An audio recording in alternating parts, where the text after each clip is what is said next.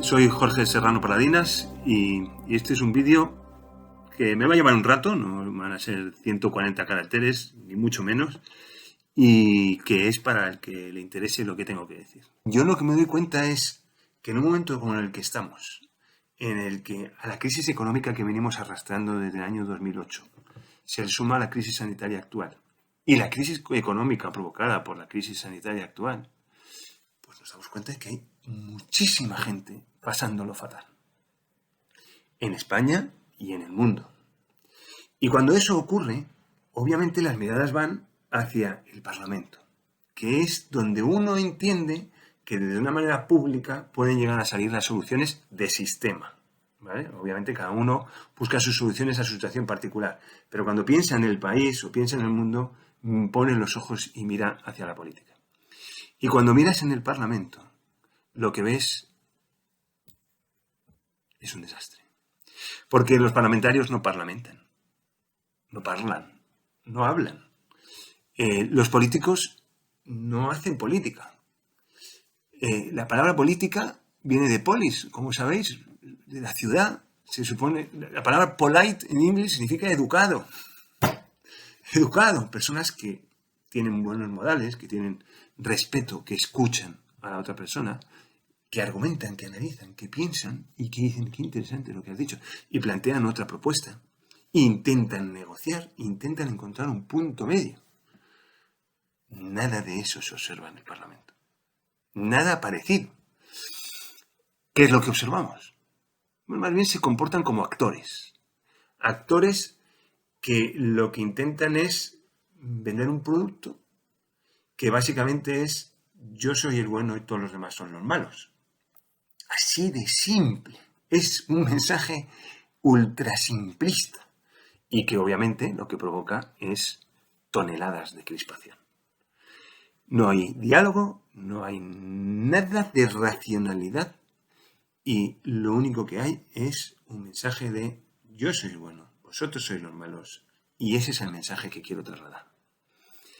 Por lo tanto, la crispación es gigantesca.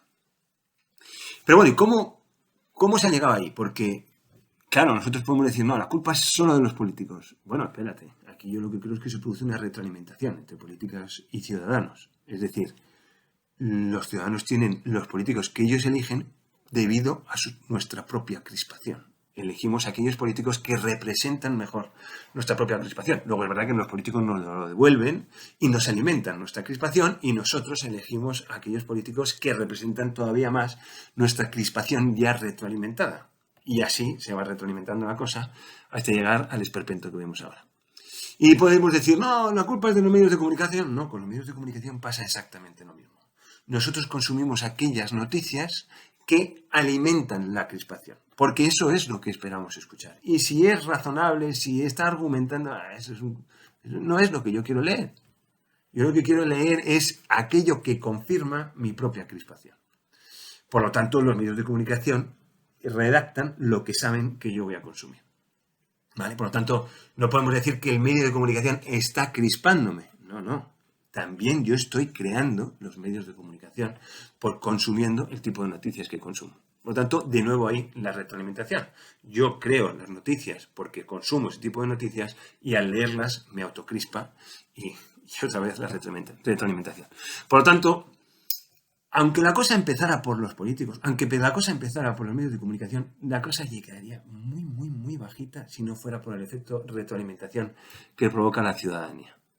Así que la responsabilidad es de todos. La responsabilidad es de todos y todas nosotros. Bien, entonces, este es el diagnóstico. El diagnóstico es crisis económica, crisis sanitaria, crisis económica de la crisis sanitaria unida a la crisis económica anterior, un parlamento que no funciona, que no parlamenta, que no negocia, que está formada por personas que se comportan como actores, que retroalimentan la crispación y unos medios de comunicación que retroalimentan la crispación. Y una ciudadanía encrispada que consume las noticias de encrispación y que elige a los políticos que fomentan más la encrispación. Bien, seguro que hay muchos que vosotros que compartís completamente este diagnóstico. Algunos no, ¿eh? Algunos estáis todavía en no, es que tengo toda la razón para estar crispado porque nosotros somos buenos y todos los demás son malos. Si estáis en esa posición, dadme, por favor, una oportunidad. ¿Vale? Bien, si este es el diagnóstico, ¿cómo hemos llegado hasta aquí?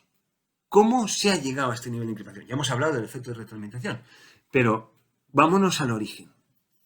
Cuando te vas al origen, obviamente, piensas en todos estos políticos, en las personas que hacen las noticias, los medios de comunicación, y en cada uno de nosotros ciudadanos, cuando vas al origen, obviamente vas a la infancia. ¿Cómo éramos nosotros en la infancia? Yo cuando me pongo a pensar cómo era yo en la infancia, qué mamá, lo primero que pienso es cómo eran mis 4 ramas de abuelos e incluso mis 8 ramas de bisabuelos. Mis 8 líneas son conservadoras, las 8. Con lo cual estaba bastante determinado de cómo tenía que pensar. Yo cuando la primera vez que escuché qué eran los comunistas, la respuesta que se me dio era que eran personas que mataban monjas. Así llego hasta casi los 17 años, que yo ya empiezo a intuir que digo, yo creo que esta definición de los comunistas es un poquito sencilla, demasiado simple. Estábamos ya en el momento de váyase señor González, ¿no? Y de repente dices, tengo curiosidad por estudiar. Yo siempre un tipo de ciencias y sobre todo que además la historia que nos daban terminaba en el siglo XIX siempre. El libro siempre contenía más. Veías fotos de Franco al final de todo, veías fotos de Adolfo Suárez al final de todo, pero nunca se estudiaba eso y nunca caía en el examen y al final nunca te enterabas de nada de lo que había pasado desde la guerra de la independencia contra Napoleón. Nunca. De ahí para adelante, el siglo XIX, una incógnita total, y el siglo XX sabías que había el franquismo por allá, que después venía la democracia y la Constitución, pero nunca te la contaban. Nunca. Por lo tanto, la ignorancia era absoluta en mi caso. A los 17 años la curiosidad es gigantesca y empiezo, ya cojo el espasa. No le digo a nadie nada y digo, a ver, ¿qué es comunismo? No tengo ni idea. ¿Qué es socialismo? ¿Qué es liberalismo? Y voy a interesarme también, no solo por el cristianismo, ¿qué dice el Islam? Y empiezas, empiezas a escuchar, empiezas a leer. Y tal y como yo ya intuía, en ningún sitio pone que el comunismo es un sistema definido para ir por todo el mundo matando monjas. No lo encontré eso en el espacio. Y cuando te pones a leer, dices, enseguida te llega la intuición de decir, esto es más complejo. Esto es más complejo y no tengo nada claro de que seamos nosotros los buenos y todos los demás sean los malos. Cuando termino la carrera después de 6 años de cálculo, matemáticas, física, tengo un hambre voraz y me atiborro, pero un año entero atiborrándome a leer. A ver, ahora voy a leer de qué va todo esto, pero de verdad. Y me voy a leer a Adam Smith, el que diseñó el sistema del liberalismo. Me voy a leer el Manifiesto Comunista de Karl Marx. Me voy a leer la Biblia del cristianismo entera. Me voy a leer encíclicas. Me voy a leer a los principales economistas desde un punto de vista monetarista, pero también a los keynesianos y también a los comunistas. Y me voy a leer al Che, que es una figura así que siempre aparece. ¿Por qué el Che? ¿Quién era el Che? ¿Y por qué es tan admirado? ¿Por qué tiene casi tantas imágenes como Jesucristo? ¿Qué es lo que está pasando ahí? ¿Quién es el Che? Y empiezo a estudiar. ¿Y qué es lo que pasó en la Unión Soviética? Y me pongo a estudiar la Unión Soviética. ¿Qué es lo que pasó allí?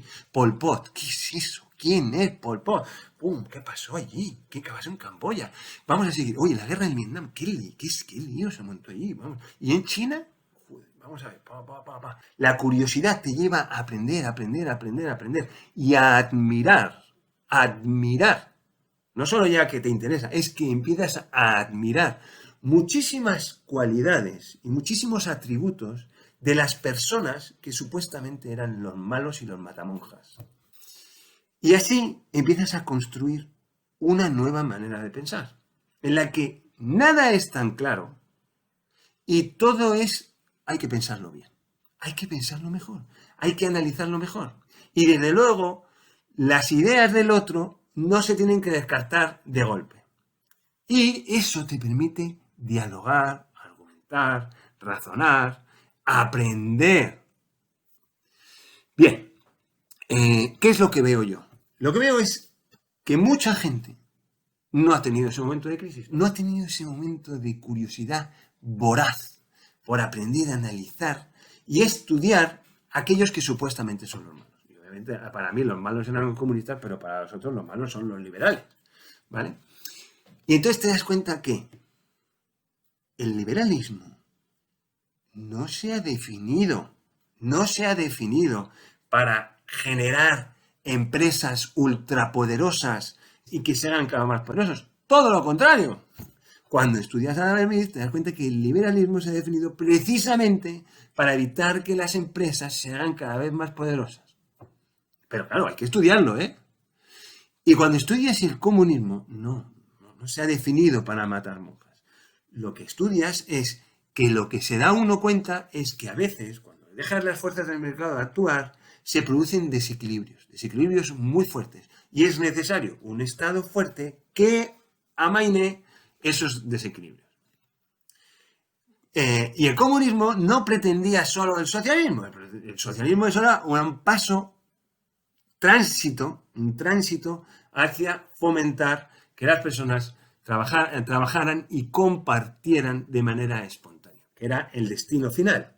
Que eso no ha existido nunca, solo hay algunos ejemplos, como las primeras comunidades cristianas, pero no se puede decir que un país haya sido comunista. ¿Por qué no? Porque lo que hemos tenido es socialismo, es decir, el paso intermedio en el que un Estado controlaba absolutamente todo.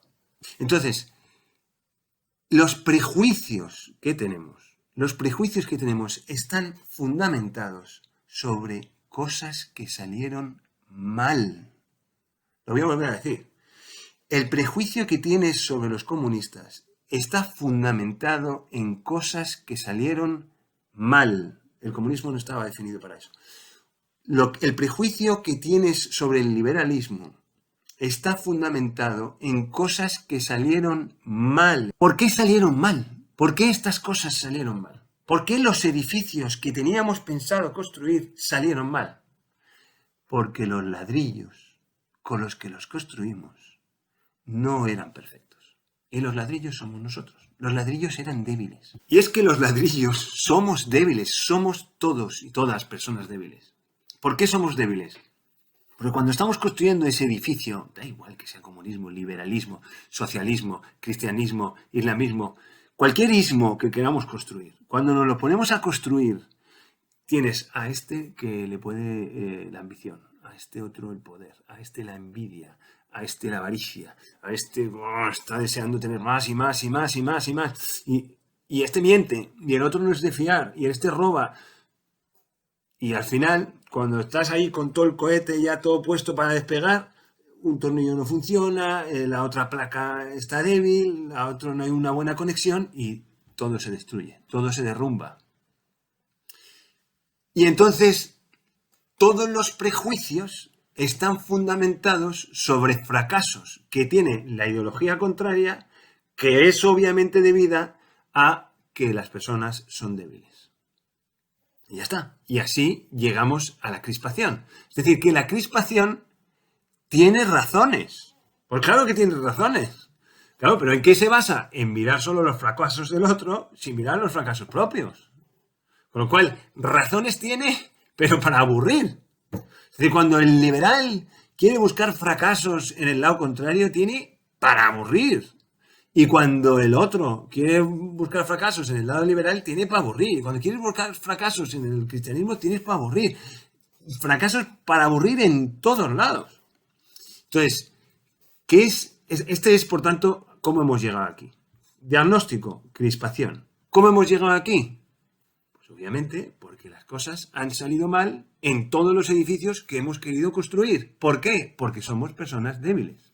Y ya les oyes discutir, ¿les oyes? Ahora mismo el socialista está diciendo, claro, precisamente porque somos personas débiles, necesitamos un Estado fuerte que garantice que esa persona, que es débil y por tanto se deja llevar por esa ambición de poder, por esa avaricia, etcétera, no acumule poder por encima de los derechos de los demás. Y el liberal dice, no, justo al contrario. Precisamente porque somos personas débiles, no puedes poner un Estado fuerte porque al final ese Estado va a estar gobernado por personas que por ser débiles van a querer ambicionar cada vez más poder y más poder y más poder. Y al final vas a tener el país o la nación o el mundo gobernado por muy pocas personas con ambición de poder. No les oyes discutir. Ahí siguen discutiendo. Bueno, entonces, ya tenemos el diagnóstico, ya sabemos cómo hemos llegado hasta aquí. ¿Vale? Ya sabemos por qué se produce la crispación, básicamente prejuicios fundamentados en errores provocados por nuestra propia debilidad, y ahora ¿cómo lo solucionamos? ¿Cómo solucionamos este asunto? Bueno, pues lo primero es que si tú crees en una idea, pero no has pasado por esa crisis en la cual te das cuenta que no tienes tan claro que tú seas los buenos y los otros los malos, no defiendas tu idea, eres una persona peligrosa. Eres un talibán. Y lo voy a volver a decir. Si nunca has pasado por una crisis en la que piensas que no tienes tan claro que tú seas los buenos y los otros los malos, no defiendas tu idea. Eres un talibán. Vas a hacer mucho daño. Eres una persona peligrosa. Si has pasado por la crisis, si te has dado cuenta que no está tan claro, que no es tan claro que nosotros seamos los buenos y los otros los malos, si ni siquiera ya sabes quiénes somos nosotros, desde un punto de vista político, ojo, no desde un punto de vista de identidad religiosa o desde un punto de vista de identidad nacional, no, desde un punto de vista político, porque nada está tan claro. Porque todo depende de las circunstancias y al final es una cuestión casi más de gestión y dices, espérate, no, es verdad que tenemos un montón de personas desfavorecidas que necesitan una ayuda inmediata.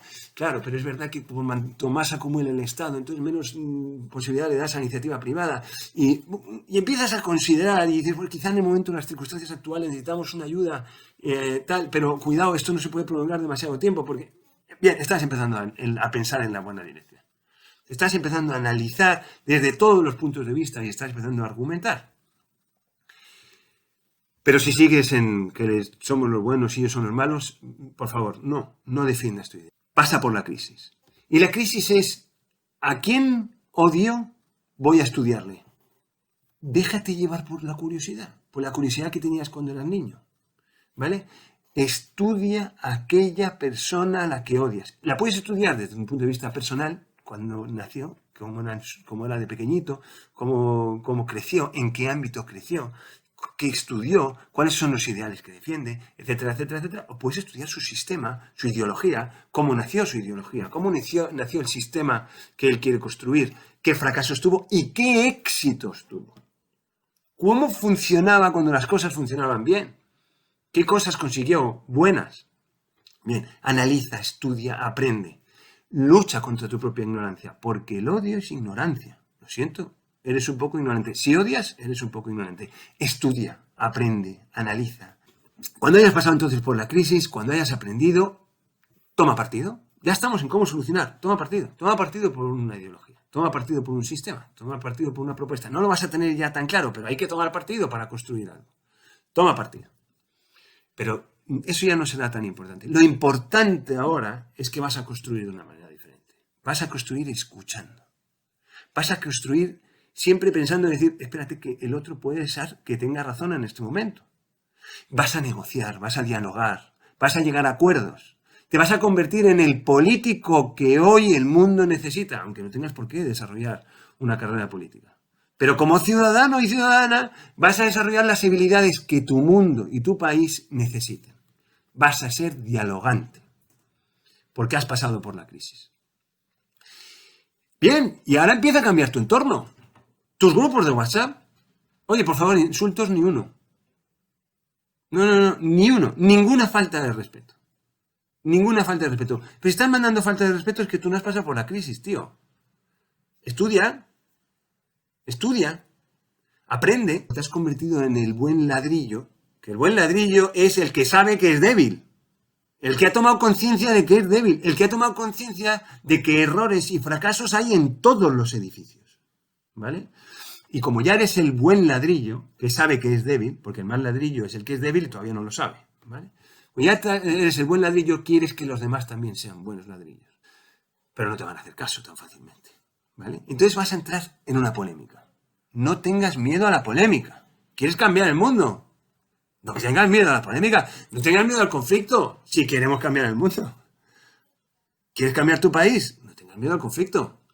Pero luego, conforme vayas viendo que la cosa no avanza, que no consigues cambiar mucho, las cosas no cambian tan rápido, las personas no cambian tan rápido, no están dispuestas a aprender, no están dispuestas a analizar y a estudiar, a luchar contra su propia ignorancia. Tendrás que cambiar de estrategia y volverás a pensar cómo lo tengo que hacer ahora.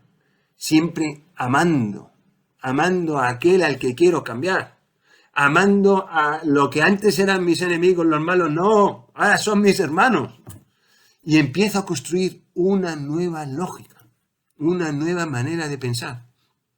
Y venga a darle la creatividad y venga a pensar cómo vamos a hacer para conseguir luchar contra la ignorancia. Y así vamos construyendo nuevas estructuras. Porque es posible crear partidos políticos donde el comunista hable con el liberal. Claro que sí. Y con el socialista y con el socialdemócrata. ¿Por qué? Porque está construido sobre una nueva manera de pensar, una nueva manera de hacer política, donde nos escuchamos, negociamos, articulamos y planteamos propuestas fruto de una reflexión que ha sido realizada por personas en riqueza ideológica, en diversidad ideológica. ¿Cómo se supone que tiene que funcionar el Parlamento? ¿Para qué está el Parlamento si no es precisamente para eso? Pues podemos crear estructuras que en pequeñito provoquen y promuevan lo que en el futuro tendremos que construir en instituciones más grandes. Pero no pasa nada, no tienes por qué pertenecer a nuestras instituciones pequeñitas que están naciendo. Puedes pertenecer a las instituciones viejas, pero con ladrillos nuevos. Cuando surgen partidos que en un año de repente consiguen no sé cuántos millones de votos, es lo mismo. Es la misma estructura con los ladrillos viejos. No va a cambiar nada. Tenemos que crear las estructuras viejas. Si quieres apostar por las estructuras viejas, apuesta por ellas, pero con ladrillos nuevos. También puedes construir estructuras nuevas con ladrillos nuevos. ¿Y los ladrillos nuevos qué es? Pasar por la crisis, ser consciente de tu propia debilidad, acabar con tu prejuicio, con tu odio y con tu ignorancia, y empezar a dialogar, razonar, argumentar, negociar, acordar. En tu propio contexto personal y ya también en el ámbito político. Ánimo, ánimo, ánimo, ánimo, que lo podemos hacer.